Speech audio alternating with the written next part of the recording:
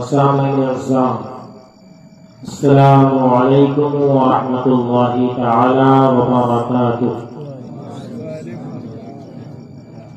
الحمد للہ نحمده ونستعینه ونستغفره ونؤمن به ونتوکل علیہ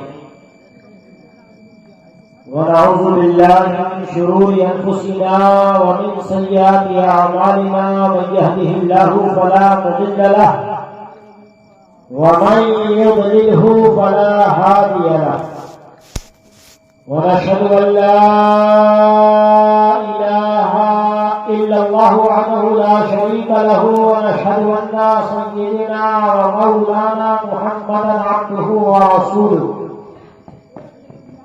أما بعد، فأعوذ بالله من الشيطان الرجيم، بسم الله الرحمن الرحيم. قال الله تبارك وتعالى في القرآن المجيد والفرقان الحميد: وما خلقت الجن والإنس إلا ليعبدون.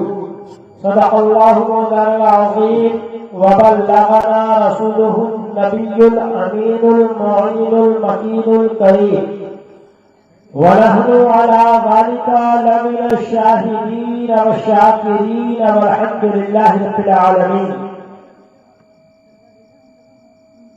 وہ ہر عالم کی رحمت ہے، کسی عالم میں رہ جاتے. وہ ہر عالم کی رحمت ہے، کسی عالم میں رہ جاتے. یہ ان کی مہربانی ہے کہ یہ عالم پسند آیا. یہ ان کی مہربانی ہے کہ یہ عالم پسند آیا. اور سارے جہاں میں کوئی بھی ثانی مصطفیٰ نہیں، سارے جہاں میں کوئی بھی ثانی مصطفیٰ نہیں. کوئی بھی مثل مصطفیٰ ہوگا نہیں، ہوا نہیں. کوئی بھی مثل مصطفیٰ ہوگا نہیں، ہوا نہیں. اور ان کو خدائے پاک نے مالک کل بنا دیا. ان کو خدائے پاک نے مالک کل بنا دیا. ساری خدائی ان کی ہے، قبضے میں ان کے کیا نہیں. ساری خدائی ان کی ہے، قبضے میں ان کے کیا نہیں. اور یہ عقیدت کا شعر مبنی پر حقیقت شعر ہے کہ رب کی رضا جو چاہو تو راضی کرو رسول کو. رب کی رضا جو چاہو تو راضی کرو رسول کو. ہوگا نبی کو چھوڑ کر راضی کبھی خدا نہیں. ہوگا نبی کو چھوڑ کر راضی کبھی خدا نہیں. عزیزان ملت اسلامیہ، رات کا کافی حصہ گزر چکا ہے اور سردی کا یہ موسم جو شباب پر ہے، لیکن آپ بھی اپنے شوق عقیدت کے مظاہرے میں پیچھے نہیں ہیں. آپ بھی بتا رہے ہیں کہ ہمارا بھی شوق سماعت، شوق عقیدت کمزور نہیں ہے، بلکہ یہ بھی مکمل طور پہ شباب پر ہے. ابھی آپ نے حضرت علامہ و مولانا الشاہ عبد الکریم صاحب قبلہ سے خطابت سماعت فرمایا. آپ نے سنا آپ کی زبانی کہ اللہ کے پیارے حبیب کبریا صلی اللہ علیہ وسلم کی جو ذات ہے وہ ہمارے لیے نمونہ حیات ہے، آئیڈیل ہے. لہذا آقا کریم صلی اللہ علیہ وسلم کے روٹین کو، ان کی سنت کریمہ کو اپنانا ہی ہمارے ایمان کی تکمیل کی ضمانت ہے.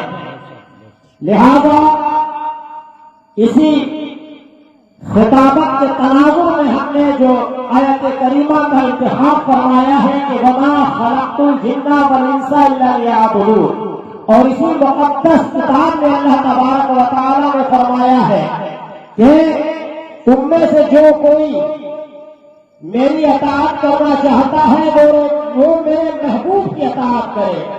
من یطیع الرسول فقد اطاع اللہ، جس نے میرے محبوب حبیب کبریا صلی اللہ تعالی علیہ وسلم کی اطاعت و فرما برداری کر لیا، جس نے ان کو فالو کر لیا، گویا اس نے میری اطاعت و فرما برداری کر لیا.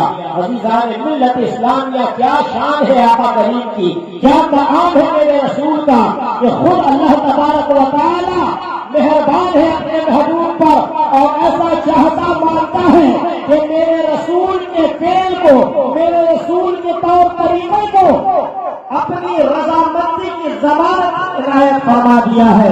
عزیزان ملت اسلامیہ، اللہ تبارک و تعالیٰ نے جو فرمایا، اس آیت کریمہ کا امتحان میں نے کیا ہے۔ اللہ ارشاد فرماتا ہے وَمَا خَلَقْتُ الْجِنَّ وَالْإِنسَ إِلَّا لِيَعْبُدُونَ، بے شک ہم نے جنات اور انسان کو اپنی عبادت کے لیے پیدا فرمایا ہے۔ محترم سامعین، اس آیت کریمہ کی لفظ سے قبل ضروری سمجھتا ہوں کہ نبی والے نبی کی بارگاہ میں جی لگا کر ہر یہ درود پیش کر لیا جائے۔ پڑھے بآواز بلند اللہم صلی علی سیدنا و مولانا محمد معاذ الجود والکرم وآلہ الکرام وبہ الکریم وبارک وسلم۔ محترم سامعین، یہ ایسی تحقیق منعقد ہوئی ہے آج جو دنیا کی دو عظیم حقیقتوں کو اپنے ساتھ سمیٹے ہوئی ہے۔ ایک حقیقت آپ یہ بھی جانتے ہیں، آپ کی زندگی کی ایک حقیقت ہے کہ زندگی میں خوشی کا لمحہ آتا ہے، پھر اسی زندگی میں ایک ایسا وقت آتا ہے کہ انسان افسردہ و غمزدہ ہو جاتا ہے۔ یہ زندگی کی دونوں حقیقتوں کو یہ محفل اپنے ساتھ سمیٹے ہوئی ہے۔ یعنی عزیزم فیض علی قادری عبدالی صلی اللہ علیہ وسلم کہ والدین کریمین، جس میں خصوصی طور پر ان کی والدہ محترمہ کا بھی چند دنوں قبل وصال ہوا، رضا الہی سے انتقال ہوا۔ کل نفس ذائقۃ الموت کے تحت ہر جاندار کو موت کا مزہ چکھتا ہے، وہ اس دنیا سے رخصت ہو گئے۔ بہت ہی عقل مندی کا مظاہرہ کرتے ہوئے ان کے گھر والوں نے یہ فیصلہ لیا کہ جانے والا میں چلا گیا، اور بندگی کا تقاضا بھی یہی ہے کہ رب نے جو نعمتیں دی ہیں یہ اس کا شکر و احسان ہے کہ کب تک وہ ہمارے پاس رکھتا ہے، اور یہ اس کی مرضی ہے، اس کا منشا ہے کہ کب وہ اپنی نعمت کو واپس لے لیتا ہے۔ لیکن بہت سارے ہمارے مسلمان بھائی ایسے بھی ہیں کہ جو میت گھر میں ہو جاتی ہے تو پھر اس کے بعد اپنا دکھ، اپنا رنج، اپنی پریشانی کو تو سمجھتے ہیں، لیکن لڑکی والے کے گھر پریشانیوں کو نہیں سمجھتے ہیں کہ بڑی انتظار کے بعد، بڑی مدتوں کے بعد، بڑی آرزوؤں تمناؤں دعاؤں کے بعد اس کی زندگی میں یہ موقع آتا ہے کہ اللہ تبارک و تعالیٰ اس کو شادی کا دن مقرر فرماتا ہے، لیکن ہم کسی غم، کسی پریشانی، کسی آفات ناگہانی کی بنیاد پر اس تاریخ کو بڑھا دیا کرتے ہیں۔ لیکن قابل مبارکباد ہے کہ گھر والے انہوں نے بڑی ہی عقل مندی کا مظاہرہ کیا اور اللہ تبارک و تعالیٰ کی ذات پر کامل یقین ہونے کا بھی مظاہرہ کیا کہ اے رب، میرے والدین کریمین بے شک انمول نعمت تھے، لیکن اگر تیری رضا سے وہ تیری بارگاہ میں جا چکے ہیں، تجھے پیارے ہو گئے ہیں، تو میری آگے کی جو ذمہ داری تو نے دی ہے، یعنی ہماری بہن کی شادی کو جو ذمہ داری دی ہے، اس ذمہ داری کو میں اس کے مقررہ وقت پر انجام دینے کے لیے تیار ہوں۔ لہذا عزیزان ملت اسلامیہ، یہ بہت ہی بہترین فیصلہ ہے، میں اس کی تعریف کرتا ہوں اور اس کے لیے مبارکباد پیش کرتا ہوں۔ ساتھ ہی ساتھ یہ بتانا چاہوں گا کہ اللہ کے پیارے حبیب صلی اللہ تعالی علیہ وسلم کی سیرت طیبہ کو اپنانا، آپ کے فرمان کے مطابق زندگی گزارنا ہی عین ایمان ہے۔ حضور کا چلنا، اگر ہم نے حضور کے چلنے کے مطابق چلنا سیکھ لیا تو گویا رب کی رضا ہمیں حاصل ہو گئی۔ حضور کے کھانا کھانے کے مطابق ہم نے کھانا کھانا شروع کر دیا تو رب کی رضا حاصل ہو جاتی ہے۔ حضور کے سونے کے طریقے کے مطابق ہم نے سونا شروع کر دیا تو ہمیں رب کی رضا حاصل ہو جاتی ہے۔ حضور کے آقا کریم صلی اللہ علیہ وسلم کی گفتگو کے انداز کو ہم نے اپنا لیا تو ہمیں رب کی رضا حاصل ہو جاتی ہے۔ اب غرض پتہ یہ چلا کہ نبی کی سیرت طیبہ کا ہر وہ عمل جو ہم نے اپنا لیا تو یقین جانے کہ ہمیں اس کا اجازت عطا ہو جایا کرتا ہے۔ وہ صحابہ کرام جنہوں نے آقا کریم صلی اللہ تعالی علیہ وسلم کے نام پر اپنا تن من دھن سب کو قربان کرنے کا جذبہ اپنے اندر پیدا فرمایا، رسول کی سیرت طیبہ کو اپنایا، رسول کے چلنے کی طرح چلنا سیکھ لیا، رسول کے بولنے کی طرح بولنا سیکھ لیا، رسول کی پسند کو اپنی پسند بنا لیا، رسول کی ناپسندیدگی کو اپنی ناپسندیدگی بنا لیا، تو اللہ نے انہیں نام عطا فرما دیا رضی اللہ عنہم۔ عزیزان ملت اسلامیہ، تو ہمارا اور آپ کا بھی جو پیدا ہونے کا مقصد ہے، آپ جانتے ہیں میں اکثر یہ عرض کرتا ہوں کہ ہر چیز کے پیدا ہونے کا ایک مقصد ہوا کرتا ہے۔ آپ خود اپنے ہاتھوں سے جو چیز بناتے ہیں وہ بھی کسی مقصد کے تحت بناتے ہیں۔ آپ نے کھانا پکایا، روٹی بنائی، چاول بنایا، سالن پکایا، اس کے پیچھے مقصد ہے کہ ہم کھائیں گے، ہمارے ماں باپ کھائیں گے، ہمارے اہل و عیال کھائیں گے، اپنا پیٹ بھریں گے، اپنے اندر توانائی پیدا کریں گے، پھر اپنے وقت کے لیے ہم کام کاج کریں گے، رب کی رضا کے لیے اس کی عبادت کریں گے۔ تو پتہ یہ چلا کہ اس کھانا پکانے کے پیچھے بھی ایک مقصد تھا۔ آج ہم نے یہاں مائک لگایا ہوا ہے، اس کے پیچھے بھی مقصد ہے کہ یہ جو آواز ہو ہمارے شعراء کی، علماء کی، وہ یہیں تک محدود نہ ہو، دور تک کے جائے۔ یہ بلب جو لگایا ہے اس کے پیچھے بھی مقصد ہے کہ اس کی لائٹ میں ہم ایک دوسرے کو دیکھ سکیں، ہمارا اٹھنا اور بیٹھنا یہ آسان ہو جائے۔ الغرض پتہ ہی نہیں چلا کہ دنیا کی ہر شے کسی نہ کسی مقصد کے تحت ہے۔ تو اے میرے عزیزوں، ہم نے کبھی خود کے وجود پہ غور کیا؟ ہم نے کبھی اپنے پیدا ہونے کے مقصد پہ غور کیا کہ رب نے جب مجھے پیدا کیا ہے تو کس مقصد کے تحت پیدا کیا ہے؟ صرف کھا لینا، ہنسی مذاق کر کے ادھر ادھر زندگی گزار لینا، کیا یہی ہمارے پیدا ہونے کا مقصد ہے؟ نہیں نہیں، آؤ قرآن سے پوچھتے ہیں۔ قرآن بتاتا ہے ہم نے جنات اور انسان کو اپنی عبادت کے لیے پیدا فرمایا ہے۔ تو پتہ یہ چلا کہ ہم اللہ کی عبادت کے لیے پیدا کیے گئے ہیں، لیکن ہم وہ شخص ہیں، ہم وہ انسان ہیں جو عبادت سے کوسوں دور ہو گئے ہیں۔ جبکہ اللہ تبارک و تعالیٰ نے عبادت کیسے کرنا ہے، رب کو راضی کیسے کرنا ہے، رب تک پہنچنے کا ذریعہ کیا ہے، اس نے اپنے محبوب کو بھیج کر بتا دیا ہے، اور ہم نے محبوب کی سیرت کو بھلا دیا ہے۔ حد تو یہ ہے کہ محبوب کے طریقے سے ہٹ کر اگر ہم عبادت کرتے ہیں تو وہ عبادت رب کی بارگاہ میں قبول نہیں ہے۔ آپ سب لوگ جمعۃ المبارکہ کی پڑھتے، گانا پڑھے نہ پڑھے، جمعۃ المبارکہ کی تو کم از کم پڑھتے ہی ہوں گے۔ اس میں پس نماز کتنی 2 رکعت نہ پڑھتے ہیں، 4 پڑھتے ہیں۔ کوئی بندہ اگر 4 رکعت پڑھ لے کہ ہم 4 رکعت پڑھیں گے زیادہ ثواب ملے گا، پوچھ لیجیے حضرت بیٹھے ہیں، وہ 4 رکعت بھی اس کی برباد ہے، بیکار ہے، کوئی اجر ثواب نہیں ہے۔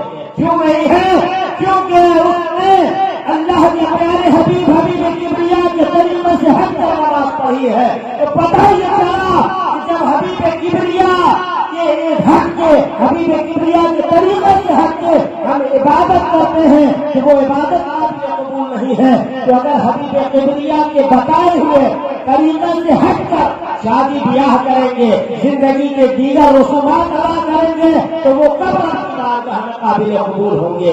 لہذا میرے عزیزوں، سادگی پیدا کیا جائے اپنے یہاں کی شادی بیاہ میں۔ شادی بیاہ میں اس قدر خرافات ہیں، اس قدر بے پردگی اور بے حیائی ہے، اس قدر ڈھول تاشے گانے باجے کا استعمال ہوتا ہے کہ محض ایک سنت ہے نکاح، اور اس کو ادا کرنے کے لیے نہ جانے کتنے گناہ ہونا جائے وہ حرام کام کا ساتھ دیتے ہیں ہم اور اس کو اپنی زندگی میں لاتے ہیں اور کہتے ہیں کہ شادی میں کوئی مزہ ہے۔ عزیزان ملت اسلامیہ، جب مزہ نہیں آتا ہے، ڈھول تاشا بجاتے ہو، گانا گاتے ہو، اس کے بعد پھر تم ہی پریشان ہوتے ہو۔ تمہیں مزہ نہیں آتا نا بجائے ڈھول تاشے میں، تو بعد میں تمہیں سزا ملتی ہے۔ شادی ہوئے 2 مہینہ 4 مہینہ 6 مہینہ ہوا، پتہ یہ چلا کہ لڑکی کو لڑکا کا مزاج پسند نہیں آ رہا ہے، لڑکا کو لڑکی کا مزاج پسند نہیں آ رہا ہے، لڑکی کے گھر والوں کو لڑکا کے گھر والے پسند نہیں آ رہے ہیں، لڑکا کے گھر والوں کو لڑکی کے گھر والے پسند نہیں آ رہے ہیں۔ عزیزان ملت اسلامیہ، حدیث کا مفہوم پڑھیں گے تو جو سادگی کے ساتھ نکاح ہوتا ہے اس پہ اللہ کے رحمتوں کا نزول ہوتا ہے، لیکن جس شادی میں سادگی نہ ہو، بینڈ باجا ہو، آتش بازی ہو، حرام کام کے ساتھ کیا جائے گا تو وہاں رحمت کے فرشتوں کی آمد ایسے ہوگی اور تمہارے اوپر رحمتوں کا نزول ایسے ہوگا۔ پھر آخر ہوتا یہ ہے کہ ہم رحمتوں میں پڑ جاتے ہیں اور رشتوں میں درار و تکرار پیدا ہو جاتی ہے۔ لہذا عزیزان ملت اسلامیہ ہمیں ہر قدم پر یہ کوشش کرنا ہے کہ پیارے نبی صلی اللہ علیہ وسلم نے شادی کیسے فرمایا ہے، پیارے نبی کریم صلی اللہ علیہ وسلم نے خوشیاں منانے کا کیا حکم دیا ہے، غم کو منانا ہے تو کب تک، کتنے دنوں تک اور کس طریقے سے منانا ہے، ہمیں یہ تمام چیزیں اللہ کے رسول صلی اللہ علیہ وسلم کی سیرت کو پڑھ کر جان کر اور ان کے مطابق ہی منانا ہے، تو بھی ہم رب کی رضا حاصل کر پائیں گے۔ ورنہ کسی شاعر میں کیا ہی خوب کہا ہے کہ طریقہ مصطفیٰ کو چھوڑنا ہے وجہ بربادی، طریقہ مصطفیٰ کو چھوڑنا ہے وجہ بربادی، اسی سے قوم دنیا میں ہوئی بے اقتدار اپنی۔ عزیزان ملت اسلامیہ کل 313 تھے، 1000 کی تعداد میں تھے، لاکھ کی تعداد میں تھے، ان کا غلغلہ تھا، ان کا پوری دنیا پہ دبدبا تھا، اور آج اربوں خربوں ہو کر بھی ذلیل و رسوا ہو رہے ہیں۔ وجہ یہی ہے کہ ہم نے نبی کی سیرت کو چھوڑ دیا ہے۔ لہذا آقا کریم صلی اللہ تعالی علیہ وسلم کی سچی محبت اپنے دلوں میں پیدا کریں، آقا کریم کی سیرت طیبہ کو اپنانے کی کوشش کریں اور سنت نبویہ کے مطابق زندگی گزارنے کی کوشش کریں، ان علماء کرام کی صحبت اختیار کریں۔ جب آپ ان کے ساتھ بیٹھیں گے، ان کے پاس بیٹھیں گے تو آپ کو نبی کی سیرت کا پتہ چلے گا۔ جب آپ کو نبی کی سیرت کا پتہ چلے گا تو آٹومیٹکلی آپ کے اندر نبی کی محبت پیدا ہو جائے گی۔ اللہ سے دعا ہے ہمیں اور آپ کو تمام لوگوں کو آقا کریم صلی اللہ تعالی علیہ وسلم کی محبت کے ساتھ زندہ رکھے اور آقا کی محبت میں ہی خاتمہ بالخیر عطا فرمائے۔ وآخر دعوانا الحمد للہ رب العالمین۔